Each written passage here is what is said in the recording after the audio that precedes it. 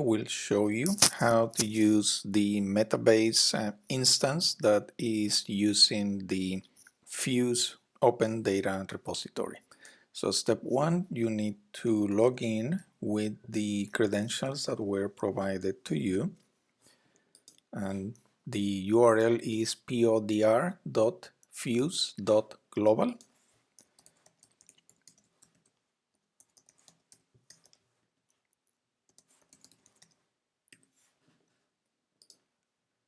Right.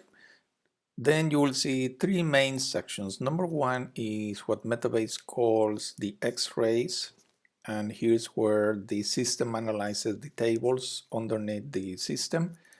The second area are the dashboards that I have created for you to start navigating the repository. And then in a separate video, I'm going to go over how to run your own queries by looking into the database. So for now, let's focus on the dashboards. I have created 4 dashboards. Think of each dashboard as a view into the repository. And the first one is a view through a compound name. That means we're going to see all the data from the lens of following one specific compound name. In this example, methadone. The second dashboard looks at the data from the perspective of a condition, a specific health issue or disease. In this case, we're using stroke as an example. The third dashboard looks at the data from the perspective of a drug name, meaning looking at multiple data sources and finding all the references to a specific drug name. In this case, Avastin. And the fourth dashboard looks at the data from a perspective of a manufacturer. In this case, we're using Roche, just as an example. All right, so looking at the first one, you will see that each dashboard has several panels inside. In this case, we have 6, and we look at active substance for the EU EMA safety updates. We also look at the NLM Chem ID for the description ID. We look at all the drugs at FDA where the active ingredient is the one we're looking at. We also have the PubMed articles related to methadone. We have all of the clinical trials from the WHO where the scientific title includes the compound name that we're looking for. And we also look at the orange books from the FDA, Appendix A, all of the drugs that have that compound name. You can go into each of the specific panels and then you will see the results, and then everything that is highlighted in blue links you to additional information in other tables.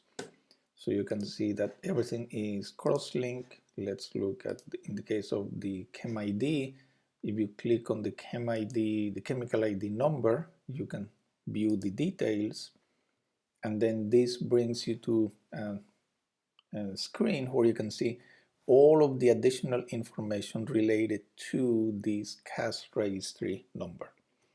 There are over 150 tables inside the PHUSE Open Data Repository, and they are now cross-linked so you can navigate and go deep as much as you want. That was the first panel, quick overview. First dashboard on compound name. Now let's look at conditions. The first panel gives you all of the clinical trials that have stroke as a condition, and here you see a chart that shows you the study type for that condition. Then we have from the EU, the European Medicine Agency, the EPARS summaries. We have from the WHO clinical trials that have this condition listed in the clinical trial description. We also have from the EU, the EMA, the orphan drugs that have this condition in their description, and we have some results from the AIRS, the Adverse Events Reporting System from the FDA, that have the stroke as an indication in one of these records, and we don't have any pending drug from the EMA for this therapeutic area. Okay, that was condition.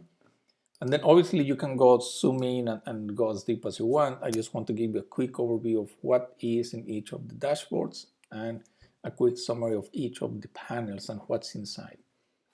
In the case of drug names, we have three panels. One is the drugs at FDA, the second one is from the EMA, the EPARS, and the third one is from EARS, a quick example of adverse events reporting based on the drug name. Let's take a look at here. So you will see that there are two products listed in drugs at FDA, and you get the strength, you get the form, drug name, and if you click on the application number, this takes you to a section where you can see the full info from drugs at FDA, and here you can cross-link with all of the application documents submitted for this drug, and you have them here listed. So all of this is for application number 125085. Here you have links to the PDF documents that were submitted as part of the application process for this drug.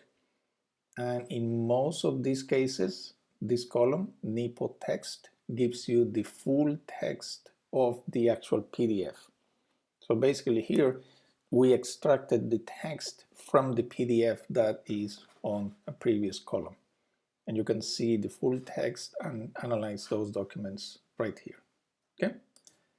So this is another example of what we call enriched open data, where not only do we give you the data as it comes raw from the FDA, we also add value to make your life easier, to make your search processes faster and much more productive.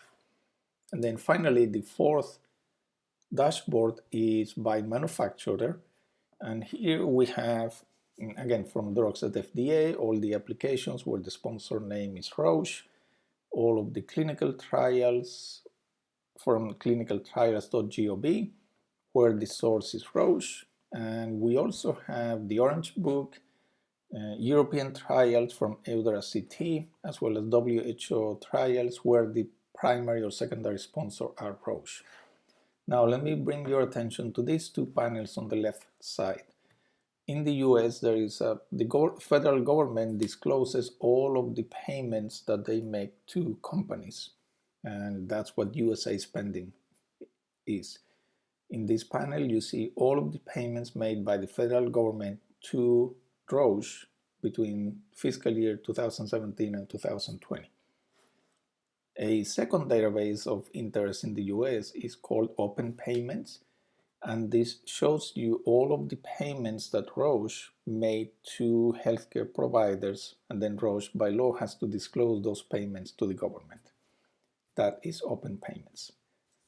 And again, think of each dashboard as a view into all these different data sets that are inside the repository, and the dashboard allows you to go across all those data sets in one view, regardless of where the data is sitting.